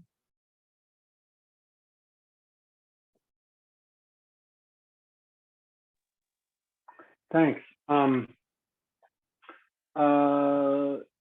Two brief comments, and then I want to get back to this issue of are they human or divine, goddesses, figurines. So first, Joseph suggested that gender roles may have been more similar or the same. I don't know that I would share that assumption. I'm not an expert in this field, but I would wonder if gender roles did have a division of labor between the men doing the protection from animals or from other men, and the women doing more of the household stuff. I don't know. That would be the first question I would ask if I was going to the literature or to an expert in the literature. Second, with respect to war, even if there was no war, I would still wonder if the expert literature says there might still have been violence of other kinds between humans other than war. And even if there was no violence, no war and no violence, I would bring in the social science methodology angle with respect to causal inference and the possibility of spurious correlation. And I would say, even if there was no war and no violence, there still could be other causes of the no war and no violence besides the female orientation of their spiritual life.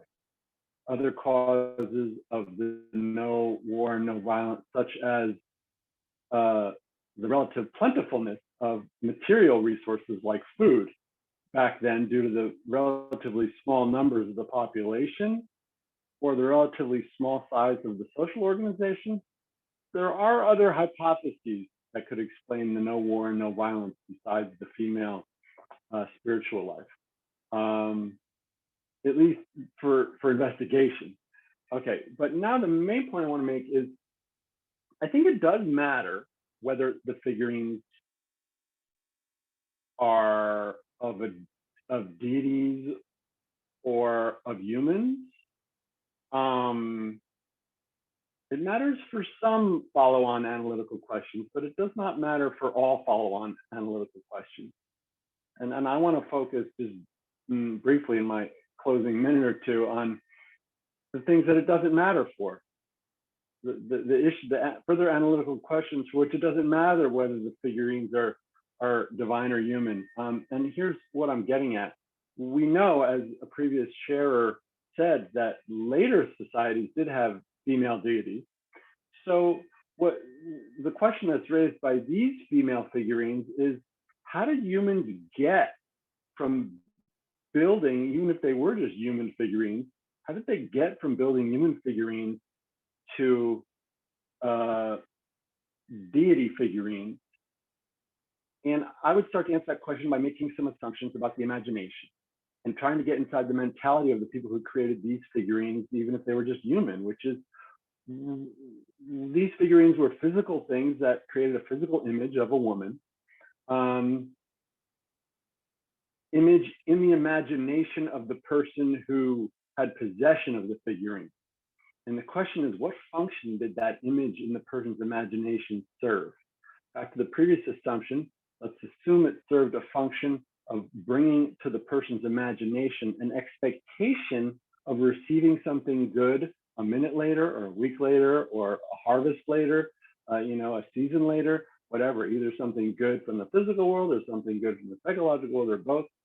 So then it raises the interesting question, how did humans get from building figurines that represented human women to create images in their imagination that gave them expectations of good things, to then making the leap to thinking, oh, there's some kind of spirit out there that's not human, who, if I have an image of that spirit in my mind from a figurine, in my imagination, then I can also have the expectation of receiving good things, the same as having the expectation of receiving good things if the figurine is human.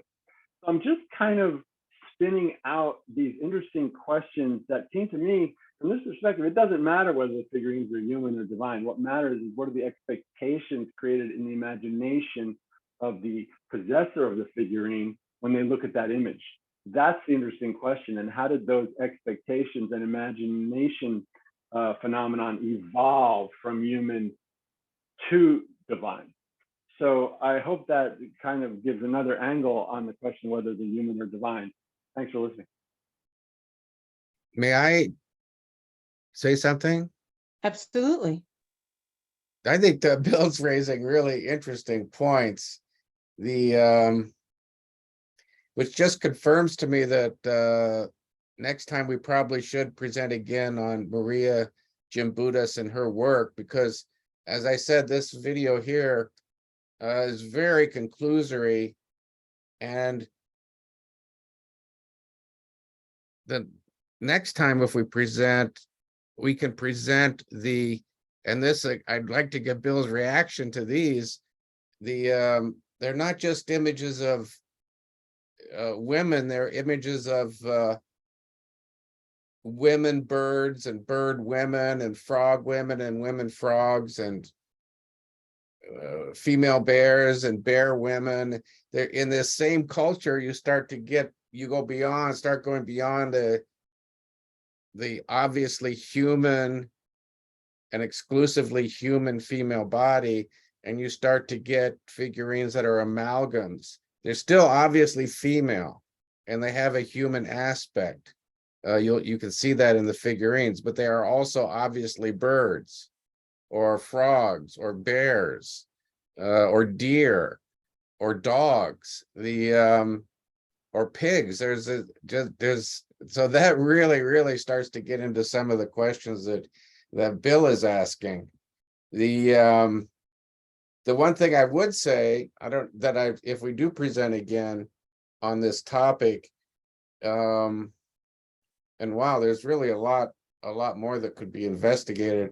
It's probably true that you have the Paleolithic hunter-gatherers that were in Europe that came up with the female bodies along the lines described by Daniela and shown in the photos, such as the Venus of Willendorf.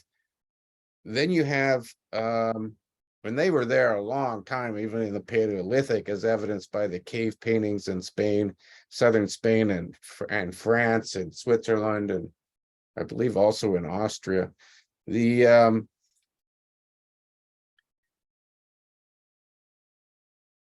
It's also, I think, generally agreed that that the farmers and the farming technology came up from Anatolia in the Çatalhöyük and the Göbekli Tepe complex. And that is located exactly where those earthquakes have happened recently. They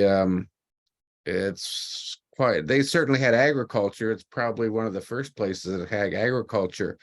And the interesting thing is that, yes, it probably spread from there to Europe, and from that same location, agriculture also spread down the Tigris and Euphrates rivers into Mesopotamia.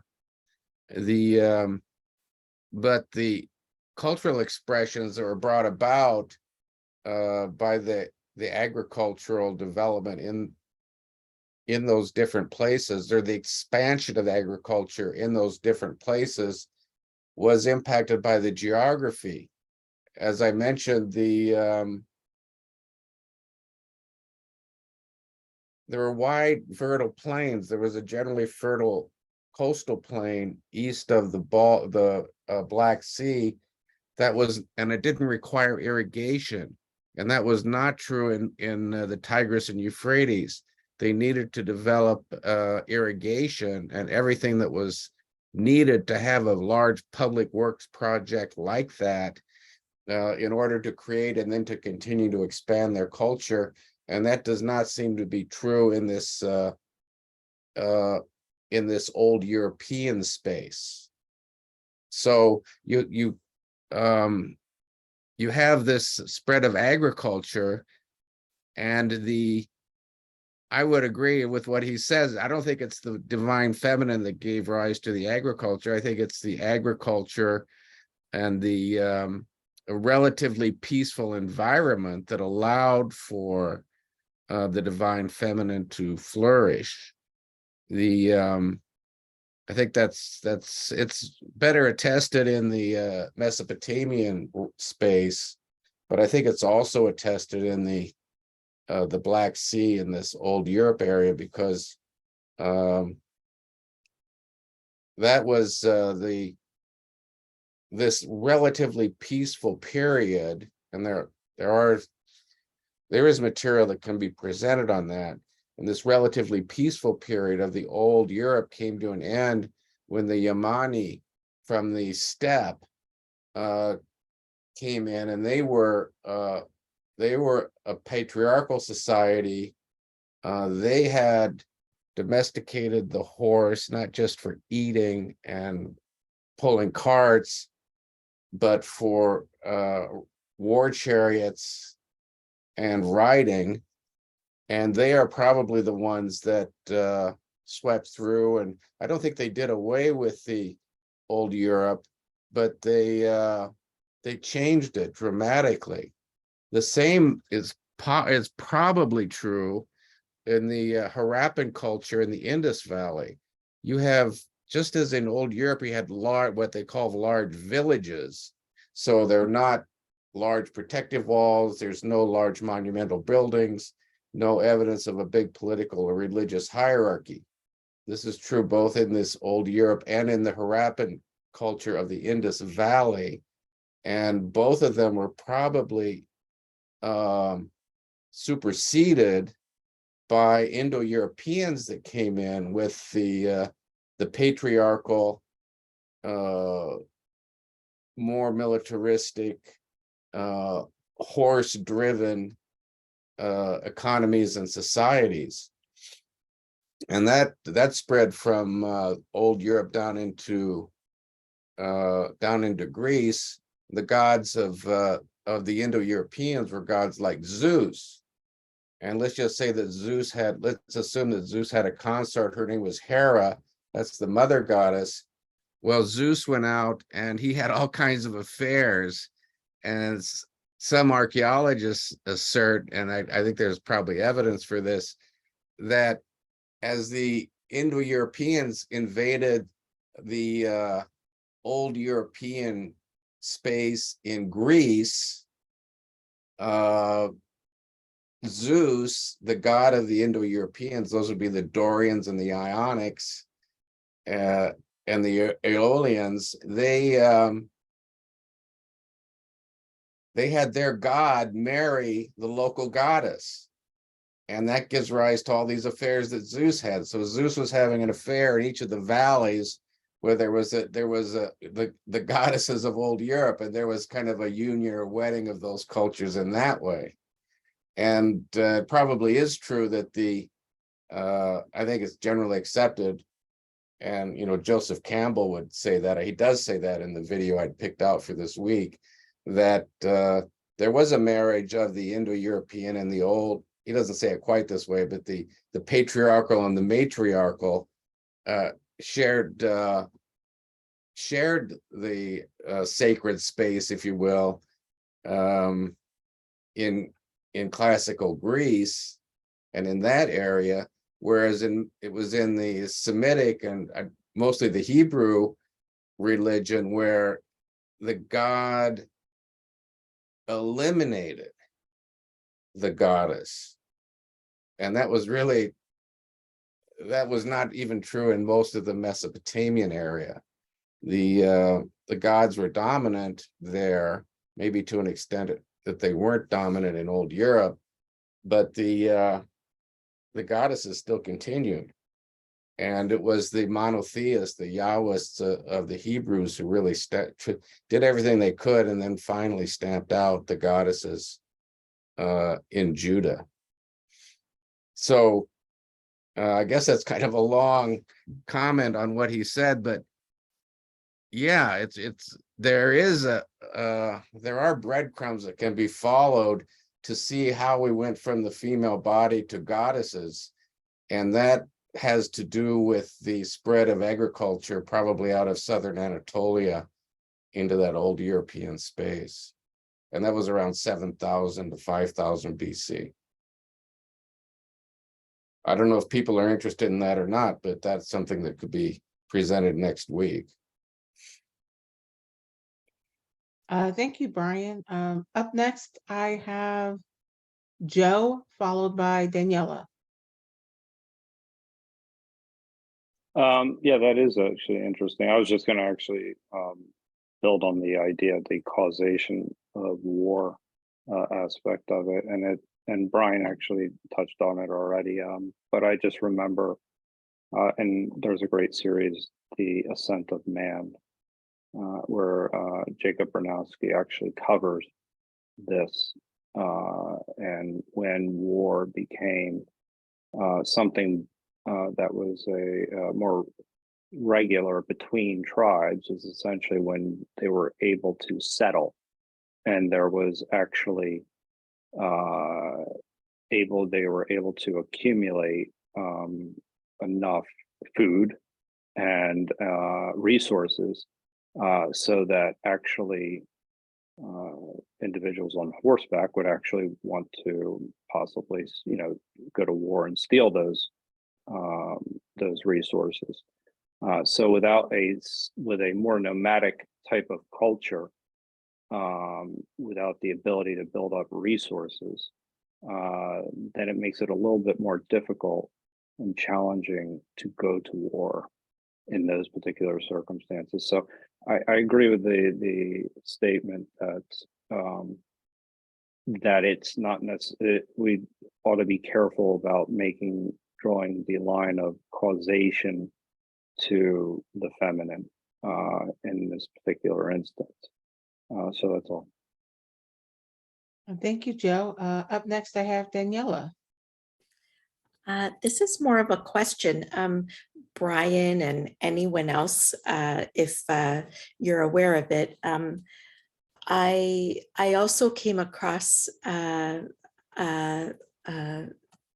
something that was asserting that because the agrarian lifestyle and civilizations and settling, it was more labor. It was labor intensive for both women and men, but more for men.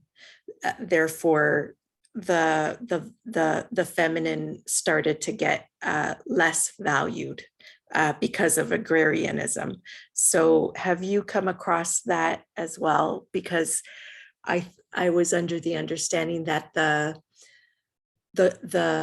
goddess reverence, if that's what it was prior to that in the Paleolithic, that it started to it wasn't as prevalent as it started to taper off, and it wasn't as prevalent as previous to the agrarian civilization. Would that make sense to you? Should I comment on that? May I comment? Absolutely. We did look at that in Mesopotamia, and it seems that yes, there was, well, the real the female goddess was dominant in early Mesopotamian civilization or culture. But as it progressed, the males replaced it, and there are probably a couple not entirely, but the male became ascendant or dominant together with the female. And probably the two things that changed it were the introduction of iron as a tool for making implements, and then warfare. As warfare became more prevalent, when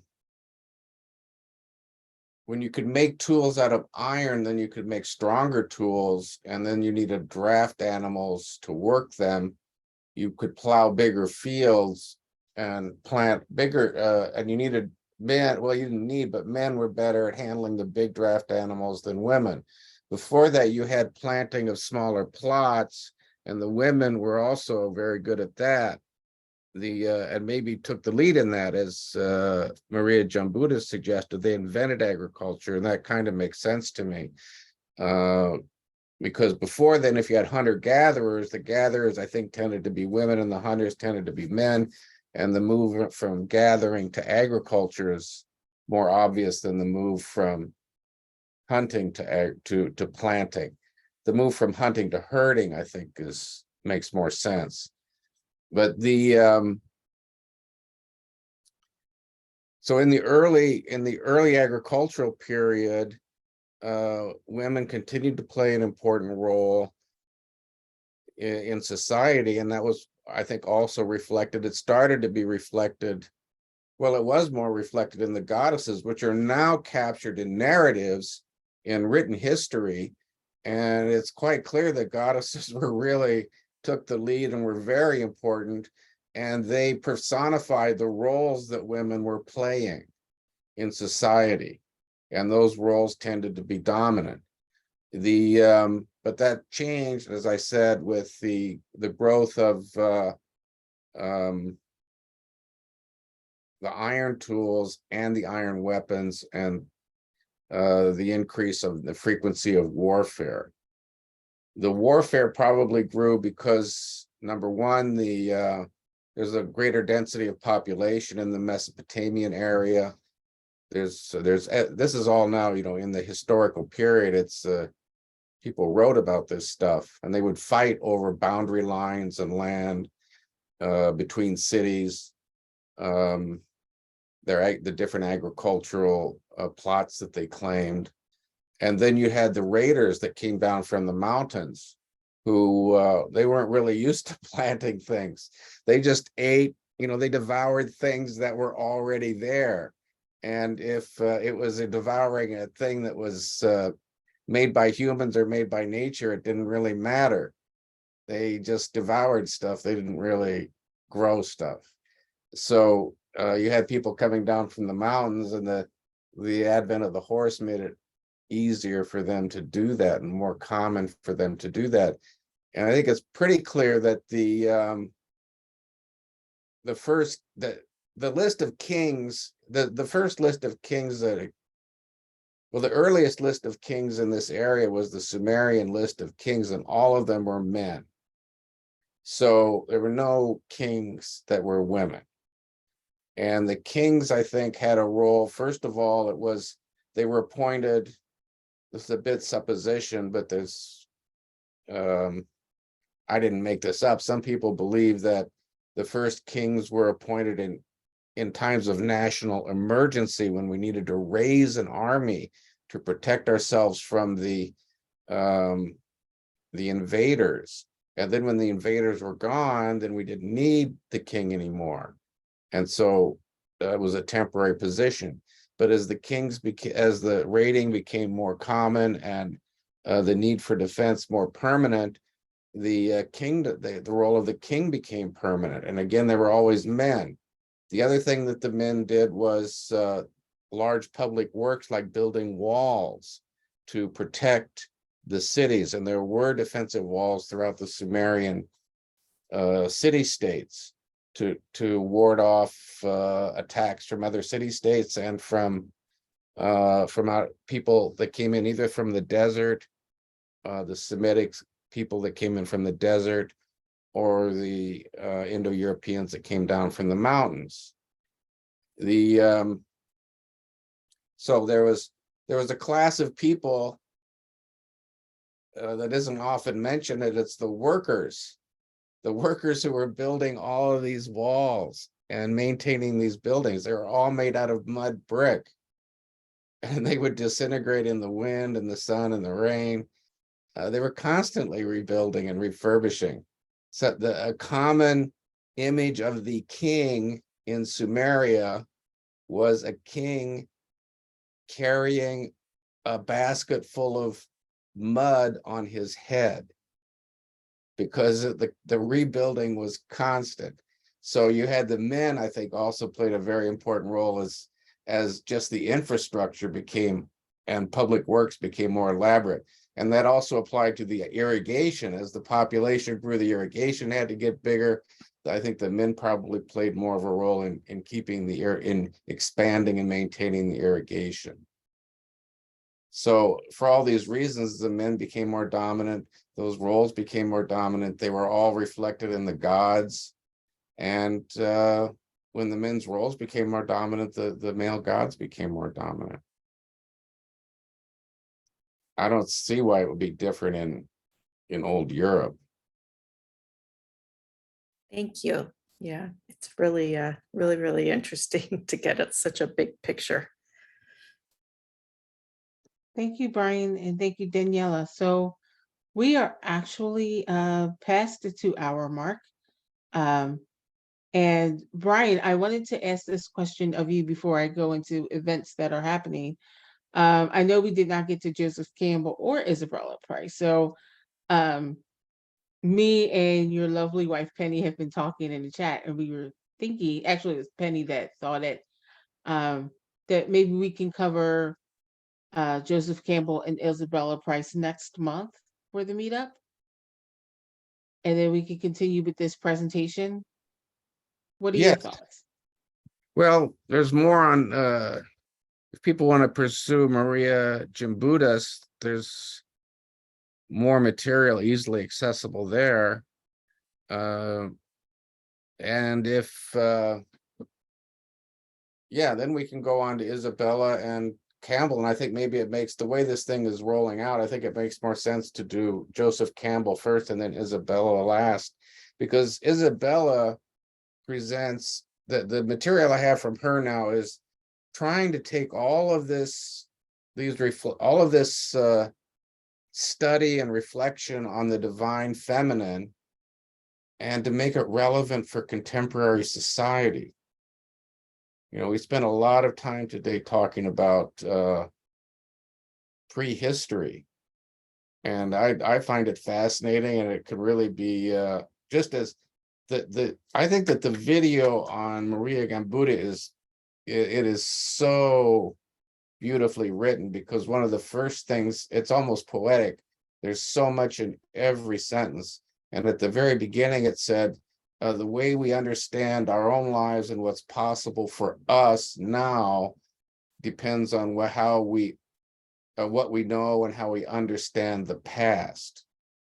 And then it goes on to say that there were periods of time, long periods of time, of peace and prosperity on Earth, and that we can have that again. And then the video just goes on to explore that a bit.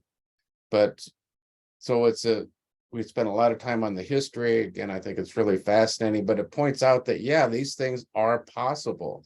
And I hope that we're at an end of one era, kind of a masculine dominated era. I'm afraid that not everyone is on board for that. Some people are still pushing for even a more masculine approach. And but, hopefully we're at the end of an era, and then some of these concepts, insights, intuitions, understandings that are presented by the divine feminine might help to guide us into that new era. And these are the things that are flagged by Isabella Price in the video I have selected. Okay, so I guess the question is now, do we want to continue with Marija Gimbutas, or? Well, I don't want to bore other people, but Bill raised some really good questions that I think would be answered by I'm not sure they'd be answered, but they would be possibly answered, and certainly more information would be given in an attempt to answer his questions if we spent more time on Marija. And also for what Daniela said, it's hard to believe that there was no war. And in fact, there was conflict. There was conflict, and there are people who point that out. There's a video that goes off on that. And I'm more and more taken with the video approach to these presentations, because number one, I think that the people who make the videos have more credibility than I do. And number two, their presentations are more compelling because they just have a lot more production value than what I could ever put into these presentations. So yeah, I'm happy to present on Marija again next time, and then we could do maybe one on Joseph Campbell, and then wrap it up with Marija or with Isabella Price. Yeah, so I'll put it to the group. So if you guys could really provide input, like how would you want to proceed next month for Divine Feminine, if you want to cover Marija more, or if we want to move on to Joseph Campbell. If you have any input really quick, you can type exclamation point in the chat or raise your hand in Zoom.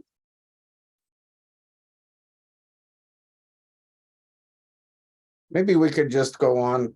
Well, we can go on to another one if people aren't, and we can always come back and look at Marija again, having with a more complete picture in mind. Maybe Joseph Campbell has, talks about, he has the historical and the contemporary in his presentation. And Isabella, I think she has some historical, but it's a lot more trying to point towards the relevance of these issues for contemporary society. Okay. Maybe we should do that. Maybe we should do that next time. And then if we do go back and look at more history, then we can keep in mind that this stuff does have some relevance for today. Perfect. Joe, did you want to add something? I just put it in the chat. Just I think what Brian actually outlined as far as the schedule is fine. I think Okay, that so that's then, sorry, Joe, I interrupted you. no, I'm done.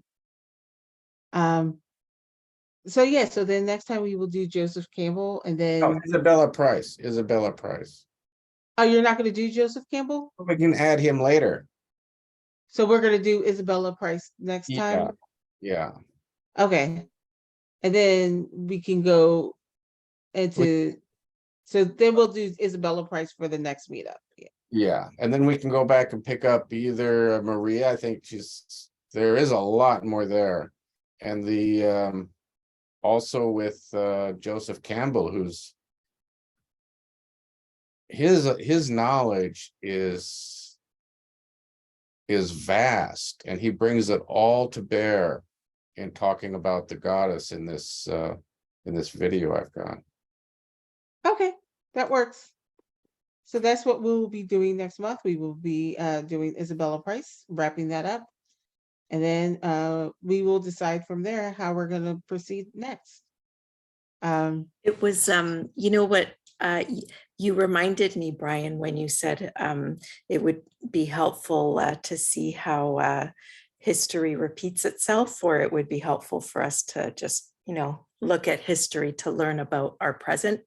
And that was just making me think of the video that we saw, and like about Maria having to flee the Soviets at that point, and how, like, tragic it is that we're back at that point. So at that there's just with the war again. So yeah, that's what Reflecting on the divine feminine makes us aware of what's possible for ourselves in the future.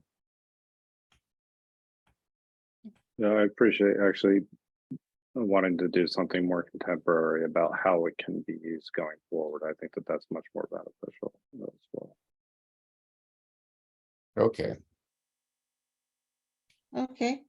So just wanted to thank you, Brian, again for putting together a wonderful presentation that just led us down a road of more study. And so I do think that, based on the comments, that we should go with Isabella first, well, next month, and then we'll decide after that how we're going to proceed going forward, because I know you had a presentation for Joseph Campbell as well. So I think we're well set up for the next couple months. Thank you so much for doing this. Thank you, everybody, for your participation. So before we go, I just wanted to go over a couple of events that are coming up. So tomorrow, just pulling it up. So tomorrow at 5 p.m., there will be a presentation with Asian philosophies on the Bhagavad on the Gita chapters 5 and 6. And that will be tomorrow at 5 p.m. Eastern Daylight Time. And then on Sunday, we have 2 meetups coming up.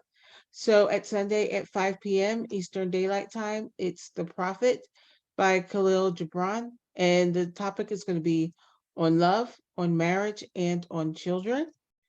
And on Sunday and Sunday night at 9 p.m., we are continuing our Bucky series. And this will be on Anticipation, Bucky for Designers, and that will be led by Kurt McNamara. So I hope you will join us for all of those meetups. And Brian, any closing thoughts before we head out? No, I'll just say that when Shrikant first asked me if I wanted to make any presentations, I said, I want to present on things that are interesting to other people, not necessarily, interesting to other people and me, not just on what's interesting to me. And I'm fascinated with, Marija Gimbutas and these other historical things. If other people share that interest, I'm glad to do it. But I think it is, just as Joe said, it's a good idea to bring and keep the focus on issues relevant to today. Well, with that, I think that's a perfect way to end the night. Thank you, everyone, and have a great weekend.